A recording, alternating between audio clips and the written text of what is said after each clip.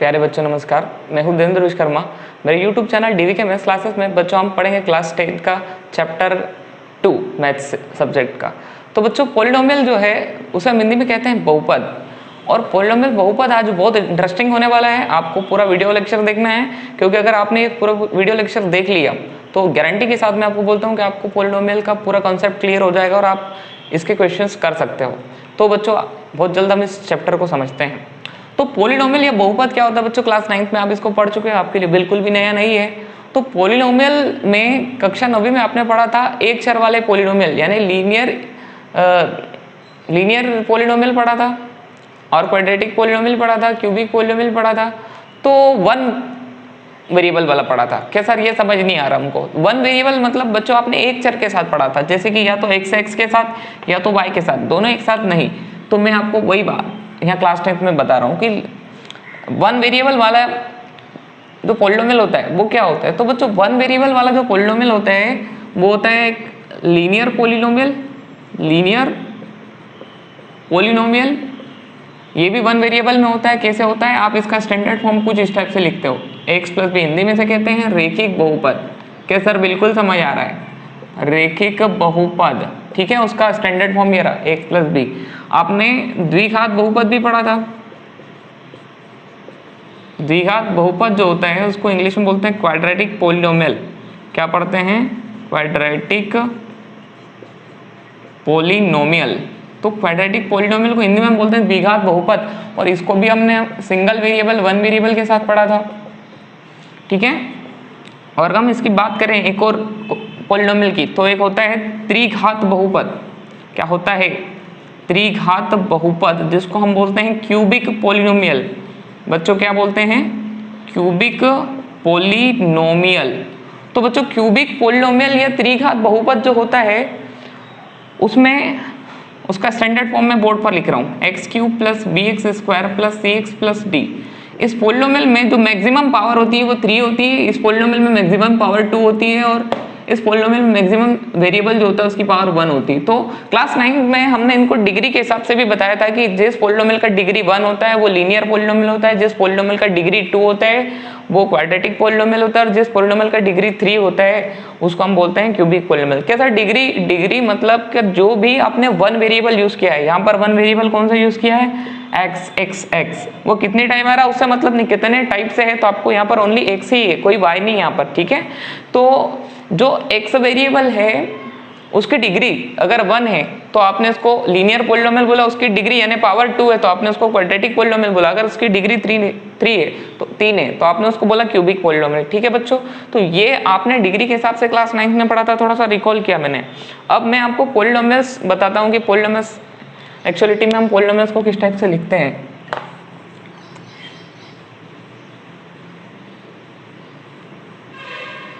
तो पॉलिनोमियल को हमारा जो लिखने का तरीका है कुछ इस टाइप से हम लिखते हैं। पॉलिनोमियल किसी भी वेरिएबल के साथ हो सकते हैं, जैसे मैंने एक पॉलिनोमियल लिखा p ऑफ x, और इस पॉलिनोमियल को मैं बोर्ड पर लिख रहा हूँ, आपको बताना है कि कैसा पॉलिनोमियल है, तो आप बता सकते हो ये है क्वाड्रेटिक पॉलिनोमियल। कौन सा पॉलिनोमियल बच्चों? तो क्वाड्रेटिक पॉलिनोमियल की क्या आइडेंटिटी होती है सर? उसकी डिग्री 2 होती है। इट मींस दैट उसमें जो वन वेरिएबल आपने यूज किया x, उसकी मैक्सिमम पावर कितनी है? 2। यहाँ पर 1 है, यहाँ पर 2 है, तो दोनों में मैक्सिमम कौन है? 2। इट मींस दैट इसकी डिग्री 2 है। इट मींस दैट कि ये जो पॉलिनोमियल है x में है ये कैसा पॉलिनोमियल है? Quadratic polynomial. तो बच्चों क्वाड्रेटिक पॉलिनोमियल जो होता है हम उसमें कुछ वैल्यू पुट करके यहाँ से कुछ कंक्लूजन्स लेते हैं। तो मैं क्या करता हूँ, इस x की प्लेस पर कुछ कोई नंबर पुट कर देता हूँ। जैसे मैंने कोई नंबर पुट किया x की प्लेस पर 1, तो यहाँ पर ये हो जाएगा 1 का स्क्वायर 3 1 माइनस 4। तो बच्चों देखो ये हो जाएगा 1 का स्क्वायर 1 माइनस 3 माइनस 4, ये हो जाएगा, दोनों माइनस के हैं ऐड हो जाएंगे, और ये हो जाएगा माइनस का 6। तो बच्चों मैंने यहाँ पर पुट किया 1 तो मुझे मिला -6। तो हम क्या कर सकते हैं, किसी भी पॉलिनोमियल को जो भी वेरिएबल होता है उस वेरिएबल का वैल्यू रख के हम कई वैल्यूज फाइंड कर सकते हैं, और इसको हम ग्राफिकल रिप्रेजेंटेशन भी कर सकते हैं। ये काम भी हमने क्लास 9th में किया था। तो क्या सर इस चीज को समझने का सेंस क्या है? इस चीज को समझने का सेंस ये है कि हम अगर हम बात करें किसी भी टाइप के जीरोस की, जैसे मैं आपको पहले जो 9th में पढ़ा था उसी से समझाऊंगा, बड़ी आसानी से समझ आएगा। जैसे आपने पढ़ा था बेटा x plus B equivalent to, sorry कोई भी एक ये लीनियर पॉलिनोमियल है। क्या है बेटा? Linear polynomial p of x is equal to x plus B. क्या सर एग्जाम्पल वाइज तो हम इसको जैसे मैंने लिखा है 2x + 3। तो बेटा ये आपके पास एक लीनियर पॉलिनोमियल है, यानी कि एक रेखिक बहुपद है। तो रेखिक बहुपद जो होता है वो यहाँ पर x में, अगर आप यहाँ पे 1 रखोगे तो आपको क्या मिलेगा, 2 1 जा 2 + 3 p1 = आ रहा 5। इट मीन्स दैट कि अगर आपने यहाँ पे x प्लस 1 पुट किया तो आपको क्या मिल गया 5। ये क्वेश्चन हमने हमारे 9th स्टैंडर्ड में भी सोल्व किए थे। तो किसी भी रियल नंबर 1 के लिए इसका वैल्यू हमको क्या मिल रहा है, 5 मिल रहा है। तो हम यहाँ पे एक कोई ऐसा वैल्यू भी रख सकते हैं जिसके लिए पॉलिनोमियल 0 हो जाए।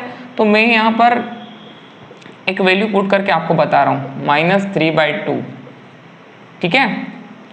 इस x की प्लेस पर मैं यहाँ रख रहा हूँ -3/2, ठीक है। यानी कि यहाँ पर x है तो यहाँ पर x है, मैंने यहाँ -3/2 रखा तो x की जगह क्या आ जाएगा -3/2, कैंसिल हो जाएगा और बचेगा -3 + 3। तो ये क्या आ रहा 0, मतलब p -3/2 क्या आ गया बेटा 0। तो यहाँ पर ये जो -3/2 है इसको हम बोलेंगे पॉलिनोमियल p ऑफ x का शून्य क्या जीरोस बोलेंगे। क्या बोलेंगे बेटा, पॉलिनोमियल p ऑफ x का शून्य क्या जीरोस कहेंगे। यानी कि एक ऐसा वैल्यू जिसको पॉलिनोमियल में पुट करने पर हमें उसका वैल्यू, पूरे पॉलिनोमियल का वैल्यू 0 मिल जाए तो उसको हम कहेंगे 0, ठीक है। अब हम इसी चीज को क्वाड्रेटिक पॉलिनोमियल में अगर समझें तो जैसे मैंने आपके सामने बोर्ड पर एक क्वाड्रेटिक पॉलिनोमियल लिखा है, इसमें एक चीज तो आपने एक वैल्यू तो फाइंड कर ली है। मैं एक और एग्जांपल के माध्यम से बड़ी आसानी से समझ आ जाएगा, थोड़ा सा कंसंट्रेशन कीजिए। p ऑफ -1, तो बेटा आपने यहाँ पे -1 पुट किया।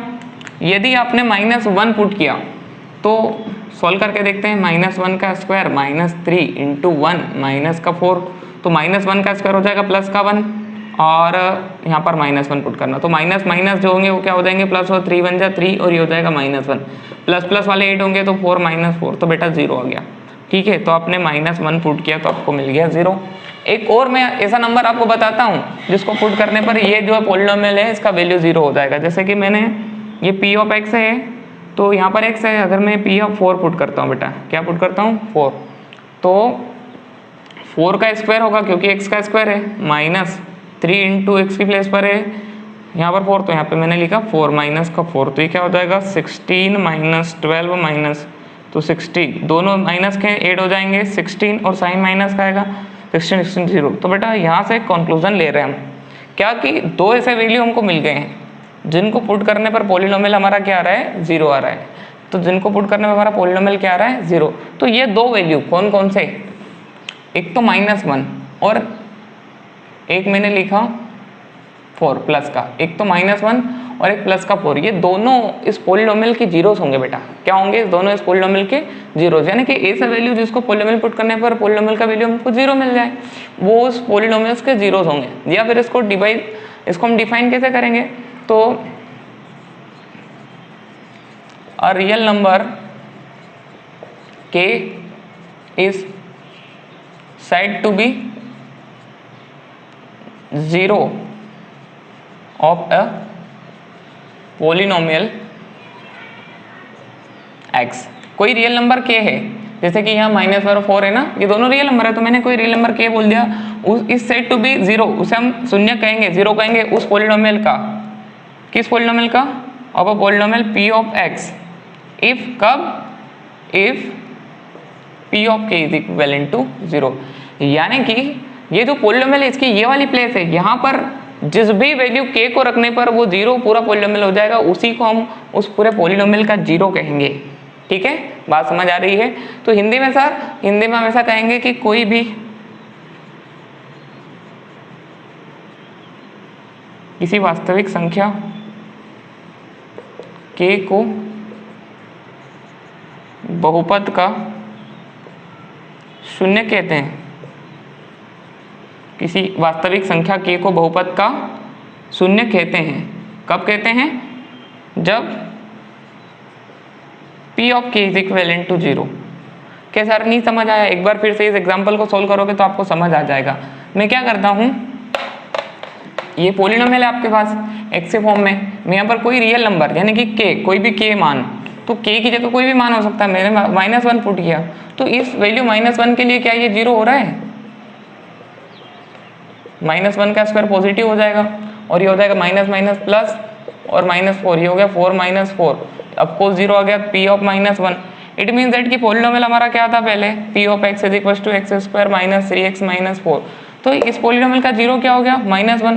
क्यों? क्योंकि इस -1 को पुट करने पर पूरे पी ऑफ एक्स का वैल्यू हमको क्या मिल गया, 0। बात समझ आ रही है? यानी कि इस -1 को यहाँ पर पुट करने पर पूरा पोलिनोमियल क्या हो गया, 0। तो 0 क्या होता है, 0 को हिंदी में बोलते हैं शून्यक। तो क्वाड्रेटिक पोलिनोमियल जो है उसकी डिग्री क्या होती बेटा, उसकी डिग्री होती 2। तो इसके 0 भी होंगे 2। लीनियर इक्वेशन की डिग्री क्या होती है, 1। तो इसके 0 भी होंगे 1। इसका 1 ही 0 हो सकता है, ठीक है। अगर मैं कोई क्यूबिक पोलिनोमियल लूंगा तो उसकी डिग्री क्या होती है, 3। तो उसके कितने 0 होंगे, 3। तो हम इस चैप्टर 2 पोलिनोमियल में क्वाड्रेटिक पोलिनोमियल्स को ज़्यादा सॉल्व करेंगे बेटा, ठीक है। तो क्वाड्रेटिक पोलिनोमियल मैंने जैसे आपके सामने बोर्ड पर रखा है, अभी मैंने इसका एक ही 0 यहाँ पर बोर्ड पर आपको बताया कि सर दूसरा 0 तो कोई ऐसा एक और वैल्यू है जिसको यहाँ पर पुट करने पे हमको मिल जाएगा कि ये पूरा पोलिनोमियल 0 हो जाएगा, ठीक है। तो इसको नोट कर लें, मैं आपको बता देता हूँ वो वाला पोलिनोमियल भी। मैंने वापस इस पोलिनोमियल को बोर्ड पर आपके सामने लिखा हुआ दिखा है आपको। मैंने क्या किया कि यहाँ पे 4 पुट किया। तो कोई भी रियल नंबर, कोई भी 4 क्या है, रियल नंबर है। रियल नंबर क्या होता है कि चैप्टर 1 में हमने डिटेल से पढ़ा, chapter 1 class 10th chapter 1 maths मेरा जो सबसे पहला लेक्चर, उसमें मैंने रियल नंबर्स के बारे में बताया है, आप जरूर देखें उसको। तो यहाँ पर मैंने रियल नंबर को रखा, कोई भी रियल नंबर हो सकता है। तो मैंने इस रियल नंबर को रखा और वो रियल नंबर ऐसा है कि उसको रखते ही पूरा पोलिनोमियल का वैल्यू जो है मेरे को 0 मिला, ठीक है। पूरे पोलिनोमियल का वैल्यू क्या मिल गया, 0। तो बेटा ये जो 4 रखा था ना मैंने, ये पूरे पोलिनोमियल पी ऑफ एक्स का क्या है, शून्यक है, 0 है। बात समझ आ रही है? Here a number, a real number k is said to be 0 of a polynomial. A real number k is said to be a 0 of a polynomial px if pk is equals to 0। जब हम इस k को यहाँ इस pk का value find करेंगे और अगर 0 मिल जाता है तो ये समझ लेना कि ये जो k है वही इस पोलिनोमियल का 0 है। हिंदी में यदि किसी वास्तविक संख्या k, कोई भी वास्तविक संख्या 1 2 3 4 5 6 7 से जितनी भी मैंने आपको वास्तविक संख्या बताई थी, वो रूट हो या बिना रूट वाली हो, कोई सी भी हो, रेशनल हो, इंटीजर हो, कोई भी यहाँ पुट करने पर अगर कोई भी ऐसा नंबर जिसका पीके का वैल्यू 0 आता हो, यानी कि उसको पोलिनोमियल में x को रिप्लेस करके रखने पर 0 आता हो, तो वो ही रियल नंबर पूरे पोलिनोमियल का 0 कहलाता है। थोड़ा और आगे चलेंगे तो आपको और भी क्लियरली हो जाएगा। अभी इतना समझ आ रहा है आपको? अब मैं बात करता हूँ मैं आगे कि रिलेशनशिप क्या होती है जीरोस की और पोलिनोमियल की।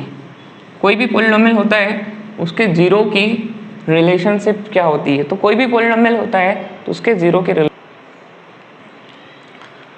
बच्चों हम बात करते हैं शून्यकों के ज्यामितीय निरूपण की। तो आपको मोबाइल पर स्क्रीन रिकॉर्ड के माध्यम से ये समझ आएगा कि जियोजेब्रा के माध्यम से ये समझ में आ जाएगा कि हम किसी भी ग्राफ जैसे कि कोई स्ट्रेट लाइन हो, कोई पैराबोला हो, उसके जीरोस क्या होते हैं, किस टाइप से ये समझा जा सकता है कि जीरोस कैसे प्राप्त होते हैं। तो शॉर्टकट में आपको एक वीडियो क्लिप के माध्यम से ये मैं समझाने जा रहा हूँ, ठीक है। फिर बच्चों आज हम इस जियोजेब्रा के माध्यम से ये समझेंगे कि जो हमारा लीनियर इक्वेशन या रैखिक समीकरण होता है तो उसका ग्राफ क्या होता है और कैसे बनता है, और वो ग्राफ अगर एक्स एक्सिस को कट करता है तो क्या वो जीरोस होता है। तो बच्चों सबसे पहले हम बात करते हैं एक लीनियर इक्वेशंस की। तो मैं यहाँ पर एक लीनियर इक्वेशंस टाइप कर देता हूँ। हमारा एक लीनियर इक्वेशन है 2x + 3। तो जैसे कि आपको लीनियर इक्वेशंस 2x + 3 का ग्राफ इस जियोजेब्रा के माध्यम से समझ आ रहा है कि कोई पॉइंट है -2, कोई पॉइंट है -1.5, 0 और एक पॉइंट है यहाँ पर जो आपको ये बता रहा है कि ये इस लीनियर पॉलिनोमियल का 0 है। क्या सर नहीं समझ आया? तो बच्चों आपको एक बात हमेशा ये ध्यान रखना है कि कोई सा भी ग्राफ हो, चाहे वो स्ट्रेट लाइन हो, चाहे वो पैराबोला हो, चाहे वो कुछ भी हो, अगर वो एक्स एक्सिस को जिस भी पॉइंट पर कट कर रहा है, यानी कि एक्स एक्सिस को जहाँ पर भी काट रहा है वो उसका जीरोस होता है। तो अगर हम इस ग्राफ की बात करें तो मैं आपको थोड़ा जूम करके दिखाऊंगा। ये जो -1.5 है, इसके कॉमा में क्या लिखा हुआ है यहाँ पर 0, इट मीन्स दैट कि -1.5 ऐसा वैल्यू है जिसको हम x के लिए लेंगे तो वो 0 हो जाएगा, y 0 हो जाएगा। इट मीन्स दैट कि x जो है इस लीनियर इक्वेशंस का रूट होगा, क्योंकि x का ऐसा मान जिसको रखने पर पॉलिनोमियल 0 हो जाए वो उसका जीरोस होता है। तो वो हमको कहाँ पर मिल रहा है, वो जो स्ट्रेट लाइन है वो x एक्सिस पर जहाँ पर कट कर रहा है वही पॉइंट हमारा जीरोस होगा लीनियर इक्वेशंस के लिए। क्या सर ये तो लीनियर इक्वेशंस हो गया। अगर हम क्वाड्रेटिक इक्वेशंस को समझे तो बच्चों मैं आपको यहाँ पर एक क्वाड्रेटिक इक्वेशंस टाइप करके देता हूँ और उसके माध्यम से हम ये समझते हैं कि क्वाड्रेटिक इक्वेशंस का जो ग्राफ होता है उसके जीरोस को हम कैसे समझ सकते हैं। तो ये मैंने क्वाड्रेटिक इक्वेशंस का ग्राफ यहाँ पर टाइप किया है जो आपको मैं दिखा रहा हूँ स्क्रीन पर। तो बच्चों देखो, ये इसका क्वाड्रेटिक इक्वेशंस का ग्राफ जो बना है वो पैराबोला बना है। अगर हम इसको हम जूम करें तो क्लियरली हमको ये समझ आ जाएगा कि ये 4 पॉइंट पर कट कर रहा है एक्स एक्सिस को, तो इसका एक रूट हो गया 4 और दूसरी ओर ये एक्स एक्सिस को कहाँ पर कट कर रहा है -1 पर। इट मीन्स दैट कि जो मैंने इक्वेशंस लिया है, कौन सा इक्वेशंस लिया है, x² - 3x - 4, इसके 2 जीरो है। कौन कौन से हैं, एक है -1 और एक 4। बात समझ आ रही है कि सर क्या इस टाइप से हम क्यूबिक इक्वेशंस को भी समझ सकते हैं? बिल्कुल बच्चों, हम क्यूबिक इक्वेशंस को भी समझ सकते हैं। अगर मैं यहाँ पर एक क्यूबिक इक्वेशंस टाइप करूँ जैसे x³ - 4x, मैंने क्यूबिक इक्वेशंस टाइप किया तो आपको दिखाई दे रहा है कि ये स्क्रीन पर ये 3 पॉइंट पर एक्स एक्सिस को कट कर रहा है। तो एक पॉइंट क्या है 2, दूसरा क्या है 0 और तीसरा क्या है -2। इट मीन्स दैट इस क्यूबिक इक्वेशंस के 3 जीरो है। कौन कौन से, एक -2 है, एक 0 है और एक क्या है 2। इस टाइप से आप जियोजेब्रा के माध्यम से ये समझ सकते हो कि कोई भी ग्राफ एक्स एक्सिस को जितने पॉइंट पर कट कर रहा है उस इक्वेशंस के उतने जीरोस होते हैं। बात समझ आ रही है? तो हम आगे बढ़ते हैं। Between zeros and coefficient of polynomials हम पढ़ेंगे, यानी कि शून्यकों के गुणांकों, बहुपद के गुणांकों और शून्यकों के मध्य संबंध पढ़ेंगे। तो बहुपद के गुणांक और शून्यक क्या होते हैं? तो शून्यक तो हमने समझ लिया क्या होते हैं। तो शून्यकों का जो बहुपद होता है उसके गुणांकों से क्या संबंध होता है? इट मीन्स दैट कि यदि हम वर्ग बहुपद की बात करें तो मैंने बोर्ड पर आपके सामने कोई वर्ग बहुपद लिखा है, इसके जीरोस, इसके जो शून्यक होते हैं उनका इसके गुणांकों से क्या संबंध होता है। जैसे x वर्ग का गुणांक a है, x का गुणांक b है और c कोई कांस्टेंट टर्म है, तो इसका क्या संबंध होता है। ठीक है, एक पहले एग्जांपल मैं आपको समझाता हूँ, उससे सब कुछ समझ आ जाएगा। मैंने कोई पॉलिनोमियल लिया p of x equals to 2x² - 8x + 6। ठीक है बच्चों, मैंने क्या ले लिया, एक कोई पॉलिनोमियल लिया p of x equals to क्या है यहाँ पर 2x² - 8x + 6। तो बच्चों अगर मैं इसको फैक्टराइज करूंगा, क्या करूंगा, मैं इसको फैक्टराइज करूंगा तो ये हो रहा है, आपको पता है मिड टर्म स्प्लिटिंग मेथड, यहाँ पर 8 है तो 2 6 12 आ रहा है। तो मैं यहाँ से क्या क्या ले सकता हूँ कि 12 आ जाए मल्टीप्लाई करने पर 8, 6 और 2 ले लेता हूँ क्योंकि 6 + 2 आ जाएगा बेटा 8 और 6 और 2 मल्टीप्लाई करने पर कितना आ जाएगा 12। तो 2x² माइनस का 2x माइनस का 6x + 6 क्लास 9 तो हमने मिड टर्म स्प्लिटिंग मेथड सीखी थी। तो यहाँ से मैं डायरेक्टली आपको रूट्स निकाल के बता रहा हूँ। 2x मैंने यहाँ कॉमन लिया बच्चों, यहाँ बचेगा x और यहाँ बचेगा -1। अगर मैं यहाँ से माइनस का 6 कॉमन ले लेता हूँ तो यहाँ बचेगा x -1। ठीक है, तो ये जो है x -1 को हम कॉमन ले लेते हैं यहाँ से। तो x -1 को मैंने कॉमन लिया तो यहाँ से बचा 2x - 6। ठीक है, अब मैं इसको ऐसा लिख रहा हूँ 2x - 6 और x -1 इस पॉलिनोमियल को p ऑफ x को। ठीक बेटा, तो कौन सा पॉलिनोमियल था, 2x² - 8x + 6, यानी कि आपने 2x² - 8x + 6 कोई पॉलिनोमियल है उसको सोल्व किया और वो है 2x - 6 और x -1, ये दो उसके गुणनखंड या दो उसके फैक्टर्स आ गए। बेटा इसमें से 2 कॉमन भी आ सकते हैं, अगर मैं इसमें से 2 कॉमन ले लूँ तो क्या हो जाएगा, ये x -3 और x -1, यानी कि आपने जो पॉलिनोमियल गिवन है बेटा उसको फैक्टराइज किया और देखा कि कोई कांस्टेंट टर्म बाहर निकालने के बाद हमको 2 जीरोस मिल रहे हैं या 2 फैक्टर मिल रहे हैं, ये 2 फैक्टर हैं और ये दोनों 0 हैं। ठीक है, ये पूरे के पूरे x -3 और x -1 इस पॉलिनोमियल के फैक्टर है, गुणनखंड है और ये जो प्लस का 3 बनेगा और प्लस का 1 बनेगा, ये इस गुणनखंड के शून्यक हैं। तो हम इस पॉलिनोमियल को ऐसा लिख पा रहे हैं यहाँ पर 2x² माइनस 8x प्लस 6 को हमने क्या लिखा बेटा 2x माइनस 3 और x प्लस x माइनस 1 लिखा, क्योंकि हम जानते हैं कि इस पूरे टर्म को स्प्लिट करके हमने ये फाइंड किया है।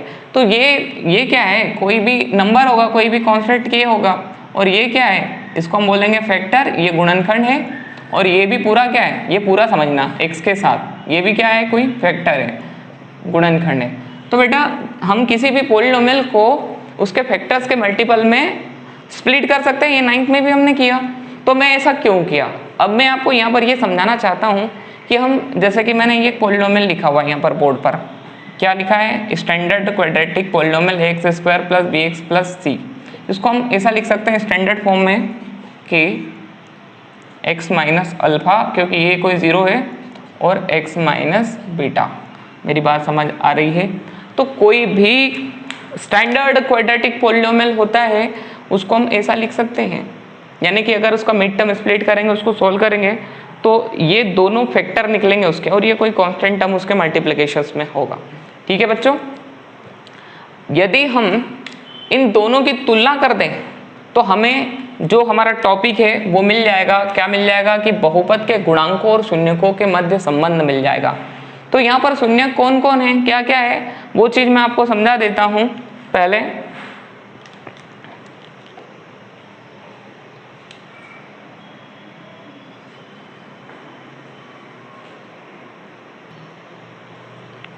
if alpha and beta are the zeros of the polynomial p of x, x² bx plus c, then x minus alpha and x minus beta are the two factors of the polynomial। तो बच्चों इसका मतलब ये होता है कि यदि कोई अल्फा और बीटा, जैसे यहाँ पर ये 3 और 1 साइन के साथ नहीं, विदाउट साइन, जैसे 3 और 1 क्या है, इस पोलिनोमियल के 0 है, शून्यक है। तो यदि कोई अल्फा और बीटा, इफ एनी अल्फा और beta are the zeros of the polynomial, ये अल्फा और बीटा जो है इस पोलिनोमियल के जीरोस है, शून्यक है, ये 3 और 1 इस बहुपद के शून्यक है, तो ये पूरा x माइनस 3 और पूरा x माइनस 1, इन दोनों को हम बहुपद के गुणनखंड कहेंगे, इसको हम बहुपद का फैक्टर कहेंगे इंग्लिश में। बात समझ आ रही है। तो x minus 3 is a factor and x minus 1 is a factor of this polynomial. In other words, x minus alpha and x minus beta are the two zeros of the given polynomial x² plus bx plus c। बात समझ आ रही है। यहाँ पर जो मैंने लिखा हुआ है उस चीज को मैंने एक्सप्लेन किया कि यदि अल्फा और बीटा जो है वो शून्यक है, किसके शून्यक है, पोलिनोमियल जो आपको दिया हुआ है, तो उसको x के साथ ले लेंगे, तो x माइनस अल्फा और x माइनस बीटा ये दोनों फैक्टर होंगे, ये दोनों क्या होंगे, फैक्टर होंगे। ठीक है, अब हम रिलेशंस फाइंड करते हैं। तो बेटा मैं दोनों को सॉल्व करता हूँ, यहाँ से आपको क्लियर हो जाएगा। अब हम क्या करते हैं, इसका इन ब्रैकेट के अंदर पहले इनका मल्टीप्लिकेशन करते हैं। x का मल्टीप्लिकेशन इस ब्रैकेट के साथ करते हैं, तो x का x के साथ क्या होगा, x², x का बीटा के साथ होगा माइनस का बीटा x। ठीक है, माइनस अल्फा का x के साथ होगा माइनस अल्फा x, और माइनस माइनस प्लस हो जाएगा, तो अल्फा इंटू बीटा। ठीक है, मल्टीप्लिकेशन आता है। अब हम क्या करेंगे, यहाँ से कुछ कॉमन ले सकते हैं बेटा, k को हमने x² माइनस, यहाँ से हमने x कॉमन ले लिया, तो माइनस का x कॉमन लिया, तो दोनों प्लस के बन जाएंगे, क्योंकि जब भी हम माइनस कॉमन लेते हैं तो साइन चेंज हो जाते हैं। तो यहाँ पर आ रहा बीटा और यहाँ पर आ रहा प्लस का अल्फा, और ये हो जाएगा अल्फा इंटू बीटा। मैं इसको थोड़ा सा अरेंज करके लिखूँ तो ऐसा लिख सकता हूँ क्या, अल्फा प्लस बीटा। अब आपको पता है कि मैथमेटिक्स जो है वो कम्यूटेटिव रूल को फॉलो करता है। इट मीन्स दैट कि यदि 1 + 2 लिखो या 2 + 1, उसका कोई मीनिंग चेंज नहीं होगा। बीटा प्लस अल्फा लिखो या अल्फा प्लस बीटा, सेम। हमारे पास जो पॉलिनोमियल है उसको हम इस टाइप से लिख सकते हैं। अब ये जो इक्विवेलेंट है, ये क्या दर्शाता है कि जो LHS है वो RHS के इक्वल है। पहले मैं क्या करता हूँ, इसका मल्टीप्लिकेशन कर देता हूँ, ये हो जाएगा kx² minus kx alpha plus beta plus k alpha into beta. इस k का अंदर मल्टीप्लिकेशन कर दिया और क्या लिख दिया, x² plus bx plus c। ठीक है, अब मैं यहाँ पर थोड़ा सा रब कर देता हूँ और समझाने की कोशिश करता हूँ आपको कि शून्यकों और गुणांकों के मध्य क्या संबंध होता है। बेटा यहाँ पर एक्स स्क्वायर है, उसका कोफिशिएंट के है, और यहाँ पर एक्स स्क्वायर का कोफिशिएंट क्या है, ए। अब हम इनकी कंपैरिजन कर रहे हैं, इनकी तुलना कर रहे हैं इनके गुणांकों की। तो एक्स वर्ग का गुणांक के है, एक्स वर्ग का गुणांक ए है, तो ए का मान तो डायरेक्टली के हो गया ना बेटा, ठीक है। अब हम बात करते हैं एक्स के गुणांक की। तो एक्स का गुणांक है माइनस के और उसके साथ अल्फा प्लस बीटा, और इधर एक्स का गुणांक क्या है, बी। तो बी का वैल्यू हो रहा है माइनस का के और उसके साथ आ रहा है अल्फा प्लस बीटा। और अगर हम सी की बात करें कोई कांस्टेंट टर्म की, तो डायरेक्टली इसका वैल्यू हो रहा के अल्फा बीटा, डायरेक्टली इसका वैल्यू क्या हो रहा है, के अल्फा बीटा, ठीक है। यहां से ए जो है हमको मिल रहा है के। अब हम बात करें अल्फा प्लस बीटा और इसकी। अल्फा प्लस बीटा क्या है बेटा, शून्यकों का योगफल। अल्फा भी एक शून्य के और बीटा भी एक शून्य के। It means that alpha is 0 and beta is another 0 of the given polynomial. यहाँ बता चुका हूँ कि अल्फा और बीटा दोनों इस बहुपद के शून्य के। तो अगर बेटा इस रिलेशंस को हम लिखेंगे तो कुछ ऐसा लिख सकते हैं क्या, मैंने थोड़ा पलटा के लिख दिया। अब हम इस माइनस के का ट्रांसफर करेंगे तो बेटा वो मल्टीप्लीकेशन में प्लस में नहीं जाएगा, ठीक है ना, ब्रैकेट के बाहर है, मल्टीप्लीकेशन है तो डिवाइड में जाएगा। तो हो जाएगा बी अपॉन माइनस का के। क्या हो जाएगा, बी अपॉन माइनस का के। बेटा ध्यान से देखो, कभी भी नेगेटिव को नीचे तो नहीं लिखते, इसलिए ऊपर लिख लिया। और के जो है, के का वैल्यू क्या है यहाँ पर, ए है, तो हम क्या लिखेंगे, बी बाय ए। तो अल्फा प्लस बीटा जो हमारा वो क्या आ रहा है, माइनस बी बाय ए। अब के से शून्यकों के गुणांकों, शून्यकों के मध्य संबंध हुआ, जीरो तो उनके पॉलिनोमियल के कोफिशिएंट के मतलब रिलेशन कैसे आ रहा है उनके बिटवीन में। तो देखो अल्फा प्लस बीटा क्या है, अल्फा एक जीरो है, बीटा भी जीरो है, तो ये हो गया सम ऑफ अल्फा एंड बीटा, मतलब सम ऑफ जीरोस हो गया। और माइनस लगाया अपने बाहर। और बी क्या है, बी अगर आप स्टैंडर्ड क्वाड्रेटिक पॉलिनोमियल देखोगे बेटा, तो बी जो है वो एक्स का कोफिशिएंट होता है। तो यहाँ पर मैं ऐसा लिख सकता हूँ, कोफिशिएंट ऑफ एक्स, ठीक है। एक्स का कोफिशिएंट है बी और ए क्या है, कोफिशिएंट ऑफ एक्स स्क्वायर। ए क्या है, कोफिशिएंट ऑफ एक्स स्क्वायर। तो यहाँ क्या लिखेंगे, कोफिशिएंट ऑफ एक्स स्क्वायर। तो ये अल्फा और बीटा दो जीरो थे, इनका रिलेशन हो गया। जो क्वाड्रेटिक पॉलिनोमियल था उसके एक्स और एक्स स्क्वायर और एक्स के साथ रिलेशंस आ गया। बात समझ आई। तो शून्यकों का बहुपद के गुणांकों के साथ संबंध आ गया। जो शून्यक है, जो आपके जीरोस हैं, उनका पॉलिनोमियल के साथ कुछ रिलेशंस आपके सामने हैं। एक रिलेशन मैंने फाइंड कर लिया। अब दूसरा रिलेशन हमारा यहाँ पर है, इसको सोल्व करते हैं हम। तो बेटा उसको कॉपी कर रहा हूँ मैं, सी इज इक्वल टू के अल्फा इंटू बीटा। अगर हम बात करें अल्फा इंटू, इसको मैं इधर लिख रहा हूँ, अल्फा बीटा के बराबर सी। के का ट्रांसफर करता हूँ, मल्टीप्लिकेशन से जाएगा डिवाइड में। बेटा ब्रैकेट के बाहर है, मतलब मल्टीप्लाई में तो जाएगा डिवाइड में। तो अल्फा इंटू बीटा ये हो रहा है सी, और के का वैल्यू आपको पता है क्या होता है, ए। तो एक और रिलेशन आपने यहाँ पर फाइंड कर लिया। क्या रिलेशंस, अगर आप ध्यान से समझो तो मैं यहाँ पर लिख रहा हूँ, देखो सी जो बेटा वो कांस्टेंट टर्म है। सी क्या है, कांस्टेंट टर्म है। तो आप क्या लिखोगे, कांस्टेंट टर्म, पॉलिनोमियल की कांस्टेंट टर्म है। और ए क्या है, एक्स स्क्वायर का कोफिशिएंट है, तो कोफिशिएंट ऑफ एक्स स्क्वायर। तो ये रिलेशंस हमने बना दिया। किसी भी पॉलिनोमियल का उसके जीरोस के साथ रिलेशन, ठीक है। ये क्वाड्रेटिक पॉलिनोमियल है, उसके जीरोस के साथ उनका क्या रिलेशंस होता है वो हमने लिख लिया। तो बेटा इस चीज़ को नोट कर ले आप, बहुत महत्वपूर्ण चीज़ है। और यहाँ से कंक्लूजन्स में आपको लिख के दे रहा हूँ बोर्ड पर कि जो सम ऑफ जीरोस होता है,